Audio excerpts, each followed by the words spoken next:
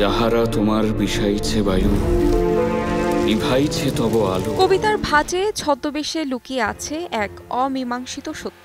প্রতিটি পংক্তিতে লুকিয়ে আছে এক একটি ইঙ্গিত। এমনই সব প্রমাণ, প্রশ্ন আর রহস্যময় ষড়যন্ত্রের খোঁজ নিয়ে নির্মিত সিনেমা রবীন্দ্র কাব্য রহস্য। সায়ন্তন ঘোষাল পরিচালিত এই সিনেমাটির কেন্দ্রে রয়েছেন রবীন্দ্রনাথ ঠাকুর, যার প্রেক্ষাপটে দুটি সময়ের চিত্র ফুটে উঠেছে। বিশ্বকবির নোবেল প্রাপ্তির আগের ও পরের সময়। উনি নাকি আমাদের দেশের শত্রু ছিলেন। রবীন্দ্রনাথ আমাদের ভিত্তি। বিশ্বকবি কি ভারতের স্বাধীনতা চাননি? দেশের শত্রু ছিলেন কবি? সেই সমস্ত প্রশ্নের উত্তর খুঁজে পেতে এবার মরিয়া ঋত্বিক চক্রবর্তী এবং শ্রাবন্তী চট্টোপাধ্যায়। এই সিনেমার মাধ্যমে প্রথমবার জুটি বাঁধলেন এই দুজন। সত্যিটা কি বলবে? এই সিনেমার অন্যান্য চরিত্রে অভিনয় করেছেন রাজনন্দিনী পাল, ঋতুব্রত মুখোপাধ্যায় সহ অনেকে।